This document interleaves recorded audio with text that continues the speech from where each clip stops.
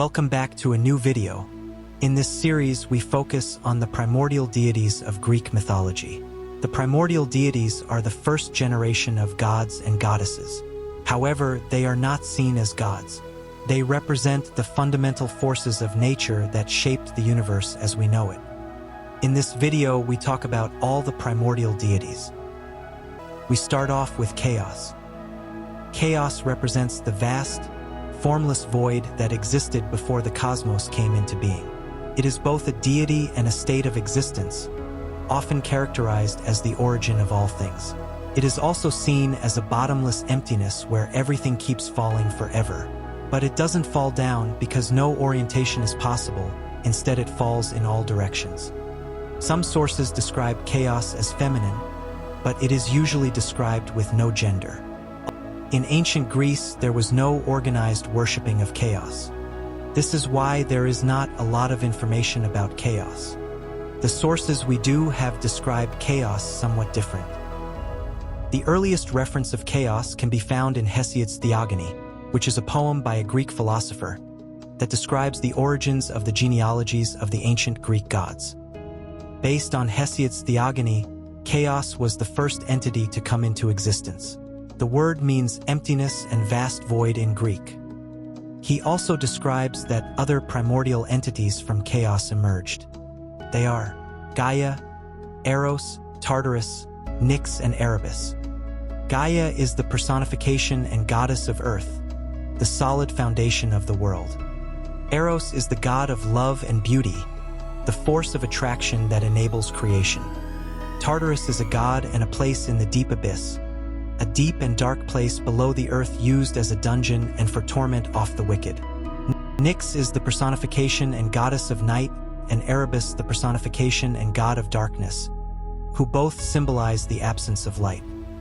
Anaximander, another Greek philosopher, claimed the origin was unlimited or infinite. He believed it to be a never-ending substance from which everything originated and will return. Later chaos was thought to have the seeds of the four elements: earth, fire, air, and water.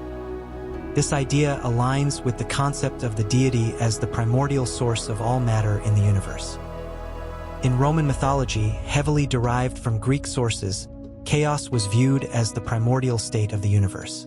It represented a formless, disordered void or abyss from which the cosmos and the gods emerged.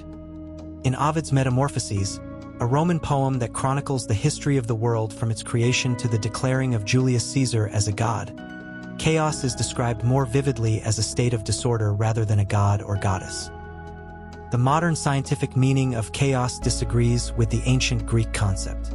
It is a reference to systems which have parameters guided by numerous hidden laws which can easily change and are therefore difficult to describe. Scientist Ilya Prigogine was instrumental in the development of the theory of chaos. He believed it could be included in the laws of nature. Scientists no longer deal with the concepts of order and chaos, but rather of superorder, where chaotic and random refer to everything that cannot be identified. Gaia, the earth goddess and mother of all life. Gaia, also spelled Gaia, is one of the earliest and most powerful figures in Greek mythology. She plays a central role in the creation myths. In ancient Greek and Roman art, Gaia was often depicted as a mother goddess, sometimes shown emerging from the earth or reclining in a nurturing pose, and other times as a logger of full-figured woman. Statues, pottery, and other art forms depicted her as fertile, with lush plants and creatures surrounding her, symbolizing her connection to the earth and its bountiful nature. In Hesiod's Theogony, a poem by a Greek philosopher that describes the origins of the genealogies of the ancient Greek gods, Gaia is one of the first beings to emerge after chaos, alongside Tartarus, Eros, and Nyx. Unlike other gods, she is not created by anyone. Gaia personifies the earth, both its physical form and nurturing essence. She represents stability, nature, and the interconnectedness of all living things. She is also known to be mother of all. After emerging, Gaia independently gave birth to Uranus, the sky, Aria, the mountains, and Pontus, the sea. These elements represent the foundational aspects of the physical world. Gaia had more than 60 children with her sons and grandsons, along with her consorts and other romantic partners. Many of the great monsters in Greek mythology are also connected to Gaia, often as her direct offspring. These include Echidna, the mother of many other monsters, the Hydra, and the Nemean lion. Gaia was worshipped in ancient Greece, particularly at sites associated with nature, such as caves, groves, and sacred springs. They also built temples in her honor. People brought offerings like cake, honey, and water. They made sacrifices by feeding the ground with their offerings. According to some sources, Gaia was the original host of the Oracle of Delphi. She eventually passed her power to either Apollo, Poseidon, or Themis. It depends on the source. Gaia's archetype, an Earth Mother or personification of nature, appears in numerous other mythologies. Terra Mater, in Roman mythology, Gaia is identified with Terra Mater, the Earth Mother, who had a similar role in nurturing life and maintaining balance. Pachamama, Andean's Pachamama, is a goddess revered in South American cultures, embodying fertility, agriculture, and the land. Prithvi, in Hindu mythology, Prithvi is the earth goddess and mother figure, paralleling Gaia's nurturing and protective qualities. Gaia in modern culture. Gaia hypothesis, Earth system science. The Gaia hypothesis, proposed by scientist James Lovelock, suggests that the Earth and its biological systems behave as a huge, self-regulating organism. According to the hypothesis, the Earth's atmosphere, oceans, and life forms work together to maintain conditions favorable to life. Lovelock argued that organisms interact with their environment in a way that promotes the stability of the Earth's conditions, including temperature, oxygen levels, and carbon dioxide concentrations. The Gaia hypothesis has been influential in the fields of environmental science and ecology, as it highlights the delicate balance between life and the environment and suggests that the Earth's ecosystems are more integrated and self-sustaining than previously thought. Uranus. Uranus is the personification of the sky and heavens. Uranus represents the heavens and is often associated with order, vastness, and the celestial dome. Uranus is born from Gaia, the earth goddess. He has no male consort, making him her son and husband. Uranus and Gaia's union begins the process of bringing order to the universe, though Uranus's actions lead to turmoil and the eventual rise of new powers. Their union also symbolizes fertility and the creation of life, as their 18 children include some of the most important beings in Greek mythology. Their offspring includes the 12 Titans. They are the pre-Olympian gods. The 3 Centimanes, human-like giants with 100 hands. And the 3 Cyclopes, also human-like giants with 1 eye. But Uranus is often portrayed as a tyrannical figure who fears his children. To prevent them from overthrowing him, Uranus imprisons the Cyclopes and Centimanes in Tartarus, the deep abyss beneath the earth. Gaia, distressed by the imprisonment of her children, plots Uranus's downfall. She enlists the help of her youngest son, Cronus, who ambushes Uranus and castrates him with a sickle made of adamantine. This act symbolizes the separation of heaven and earth. From the blood of Uranuses, arise. The Erinyes, the goddesses of vengeance. The giants, associated with primal, untamed nature. And Melii, minor females personifications of nature. His severed genitals are cast into the sea, and from the resulting foam emerges Aphrodite, the goddess of love, beauty, and fertility. Although according to Homer, an ancient Greek poet, Aphrodite was the daughter of Zeus and Dione. In Hesiod's Theogony, a poem by a Greek philosopher that describes the origins of the genealogies of the ancient Greek gods, Uranus's oppressive rule and fall highlight the theme of generational conflict. Uranus in modern times. The planet Uranus, discovered in 1781 by William Herschel, is named after the deity, continuing the tradition of naming planets after mythological figures. Uranus is unique in the solar system due to its axial tilt, often described as rolling on its side, which could metaphorically reflect the chaos and shift associated with the god's fall. Nyx, the goddess and embodiment of the concept of night itself, representing mystery, darkness, and the unseen forces of the world. She represents cosmic balance. Night complements day, rest balances activity, and mystery coexist with knowledge. She is often described as the mother of many significant powerful deities, emphasizing her role as a foundational figure in the cosmos. She is one of the first entities to emerge from chaos, the void or abyss that existed before creation. Because of her ability to bring sleep or death unto humans, she can impact mankind in a good or bad way. Without a man, she gave birth to Thanatos and Hypnos. They represent a peaceful death and sleep, two inescapable aspects of life. Eris, the goddess of discord, who plays a central role in stirring conflict in myths like the Trojan War. Nemesis, goddess of vengeance, who ensures justice and balance in the world. The Moirai, the three fates who control the destiny of all beings. They are sisters who control the treads of life. And according to some sources, she also gave birth to Hecate, the goddess of magic, witchcraft, and crossroads, often linked to the night. Her children reflect the dual of nature and night, rest and renewal, but also mystery and danger. In Hesiod's Theogony, a poem by a Greek philosopher that describes the origins of the genealogies of the ancient Greek gods, she is described as a powerful and revered goddess. In Homer's Iliad, a poem mentions her indirectly, particularly through the fear she inspires in Zeus. Her power is so great that even Zeus is wary of angering her. In the poem, Zeus refrains from punishing Hypnos for helping Hera because he fears Nyx's wrath.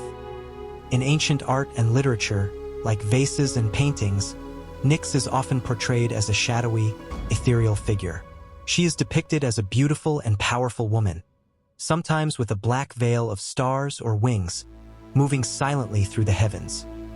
She is often accompanied by stars or her children Hypnos and Thanatos, or she may appear with a chariot drawn by dark horses, symbolizing the passage of night across the heavens. Modern astronomy honors Nyx with celestial names, and Astorid and Moon of Pluto are named after her. Erebus. He is the personification of darkness and shadow, particularly the deep darkness associated with the underworld and the spaces between the mortal world and underworld. Erebus represents the mysterious and impenetrable gloom that exists as a counterbalance to light. His darkness can symbolize the unconscious, ignorance, or the spaces in life where clarity is absent. But he is also seen as the peace and stillness that come with rest, akin to the state of sleep or death. Erebus emerged from chaos, the void or abyss that existed before creation. That makes him one of the first entities to exist. When represented, he is rarely depicted in human form. He might be shown as a shadowy, indistinct figure or a veiled presence alongside Nyx or other underworld symbols. His sister or counterpart is Nyx, the goddess of night. They are often mentioned together as twin forces of darkness. Together they had Ether, the god of air and heavenly light; Hemera, the goddess of day and daylight; Hypnos, the god of sleep; and Thanatos, the god of death. According to the ancient Greeks, the union of Erebus and Nyx symbolizes the interaction between darkness and light and day and night. Erebus formed the dark nebula at the borders of the earth and filled the deepest holes on the surface with darkness. Then his sister Nyx pulled a dark veil over the earth and formed the night. And every morning their daughter Hemera drove the darkness away. Erebus is linked to the underworld. He is seen as one of its regents. He is the dark passage that souls of the dead must go to before reaching Hades' realm. This role gives Erebus a liminal quality, symbolizing transition and the journey from life to death. Philosophers like the Pythagoreans, who believe that human beings are animals, and Platonists, the followers of Plato, viewed Erebus as metaphors for natural and metaphysical forces. He was not the focus of widespread worship, like the rest of the primordial deities. However, he might be indirectly invoking in rituals involving death, transitions, or protection during the night. In modern times, Erebus has inspired the naming of geographical and astronomical features, such as Mount Erebus, an active volcano in Antarctica, and HMS Erebus, a British exploration ship. In astronomy, the name Erebus is used to evoke mystery and darkness. Ether. Ether represents the upper air, the pure, bright, and heavenly atmosphere that gods breathe, distinct from the lower, murky air that humans breathe. He embodies the purest form of light, untainted and divine, as opposed to terrestrial or artificial light. He is the essence of brightness and clarity in the heavens. Ether's domain served as the bridge between the heavens, Olympus, and the terrestrial world. The ancient Greeks believed in 5 elements: earth, water, air, fire, and ether. Ether was the 5th element, representing the pure, incorruptible substance that composed the celestial spheres and heavenly bodies. He is the offspring of Erebus, the god of darkness, and Nyx, the goddess of night. His birth represents the emergence of light and clarity from darkness and shadow, showing that light can be born from shadow and that the two are interdependent. But he is closely associated with his sister Hemera, the goddess of day. She complements him in representing the daylight. They are the eternal cycle of night and day. Some myths suggest their relationship was not merely cooperative but essential to cosmic stability. Without Hemera bringing day, Ether's light would remain static and inaccessible to the mortal world. He doesn't have any gods or goddesses as children, but he fathers the stars, symbolizing his connection to the heavens and their illumination. In Orphic cosmology, Ether plays a prominent role in creation. They believe that Erebus originates from a cosmic egg, representing the primordial light that illuminates the universe. Ether is often associated with the Orphic idea of the soul's ascent, as the soul rises through layers of the cosmos to reunite with the divine. According to Plato's philosophy, Ether symbolizes intellect and truth. He can be seen as the substance through which the ultimate realities manifest themselves. When Erebus is pictured in classical art, he is never pictured as a human, but he is shown as the sky and the stars. When he is personified, he is often shown as a youthful and radiant figure. He is surrounded by light or celestial symbols, emphasizing his connection to the divine light and the heavens. In the time of the Renaissance and the medieval periods, ether was incorporated into scientific theories as the substance of the heavens. The term ether continued to be used in early scientific discussions about space and the medium through which light traveled. Hemera. Hemera is the personification of daylight. She symbolizes the light that illuminates the mortal world after night. She also symbolizes clarity, visibility, and awakening. Hemera's light is not just physical but symbolic of enlightenment and clarity of thought. She is the daughter of Erebus, the god of darkness, and Nyx, the goddess of night, that makes her a symbol of the light that follows the darkness. Hemera and Nyx's interaction reflects the interdependence of opposites. Light cannot exist without darkness, and day cannot occur without night. This duality highlights the Greeks' deep understanding of natural cycles and their importance in maintaining cosmic order. Hemera is described as the sister and counterpart of Ether, the god of the pure, upper air the gods breathe. Together they are a cosmic pair, representing light and the atmosphere of the divine realms. Hyginus, a Latin author, listed Gaia, Thalassa, and Auranes as their children. In Hesiod's Theogony, a poem by a Greek philosopher that describes the origins of the genealogies of the ancient Greek gods, Hemera was only mother of Thalassa.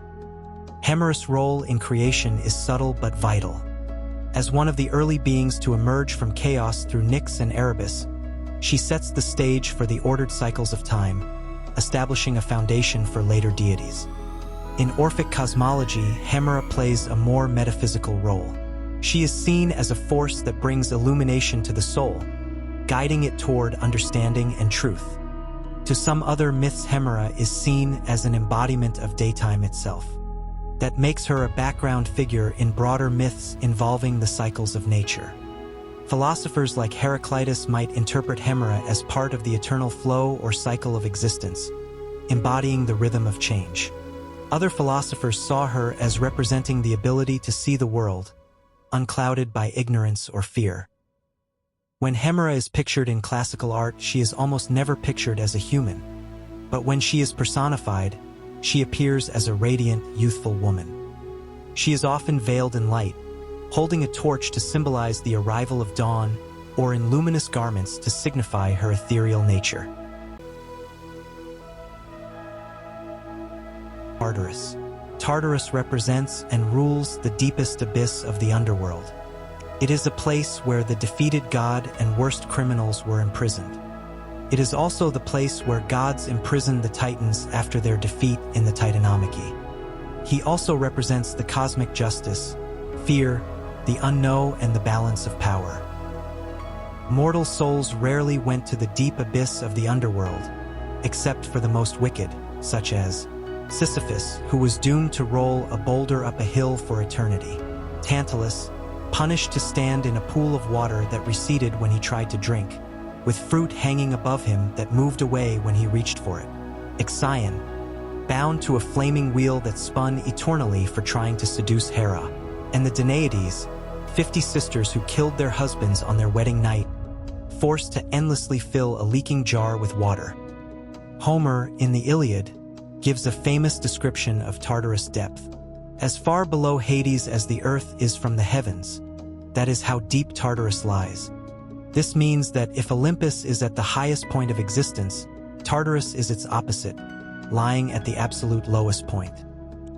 In Hesiod's Theogony, a poem by a Greek philosopher that describes the origins of the genealogies of the ancient Greek gods, he elaborates further. A bronze anvil would take 9 days to fall from the heavens to earth, and another 9 days to reach Tartarus from earth. This highlights Tartarus as an almost infinite abyss, reinforcing its role as a prison for divine beings. He also represents a cosmic balance, serving as the counterpart to Olympus. While Olympus is the realm of divine rule and harmony, Tartarus is the place of confinement for those who threaten the god's order. In some myths, Tartarus mates with Gaia and gives birth to Typhon, the deadliest monster in Greek mythology, who later battles Zeus. After Zeus defeated Typhon, he was cast into Tartarus, where he was buried beneath Mount Etna. Tartarus was said to be surrounded by 3 layers of night, encircled by a giant bronze wall forged by Poseidon. The Titan guard camp, or sometimes a 100-handed hecaton chair, was placed at its entrance to prevent escape.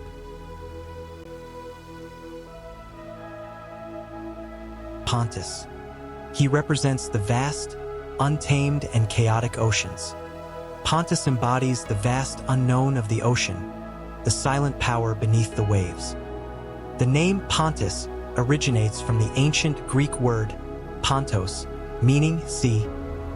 This etymology underscores his intrinsic connection to the ocean and its boundless nature. As a personification of the sea, Pontus embodies both its life-sustaining and destructive capabilities, reflecting the duality of nature's forces. Pontus was directly born from Gaia. He doesn't have a father. Together with Gaia, he had powerful children who ruled over different aspects of the sea. Nereus, the old man of the sea, a wise, gentle god with the power of prophecy. Thomas, a sea god associated with the wonders of the ocean, father of Iris, goddess of the rainbow. Phorcys, a primordial sea god associated with hidden dangers of the deep. Ceto, a monstrous sea goddess, mother of terrifying sea creatures. Eurybia, a minor sea goddess associated with the power of the ocean's currents and winds. Pontus himself is a silent force, but his children represent the different faces of the ocean, both peaceful and terrifying. Pontus' grandchildren include many famous sea creatures and deities, including the Nereids, 50 sea nymphs, including Amphitrite, Poseidon's wife, and Thetis, Achilles' mother, the Gorgons, Medusa and her sisters, born from Ceto and Phorcys. The three sisters who shared one eye and one tooth, also born from Ceto and Phorcys. When the Olympians took power, Poseidon was given dominion over the sea. While Pontus is the sea itself and a silent, ancient presence, Poseidon is the temperamental and powerful god who controls it. Pontus never disappears, but he fades into the background as a cosmic force, while Poseidon becomes a personified god who actively interacts with mortals and other deities. Unlike Poseidon, who had temples and cults, Pontus was not actively worshipped, as he was considered more of a natural force than a god with a personality. When Pontus is pictured, he is typically depicted a formidable and majestic figure. He is often shown with attributes that signify the dominion over the sea. Usually, they are tridents or flowing ropes that resemble the ocean. Thank you so much for watching. Let me know in the comments which mythological being you want to see in a video.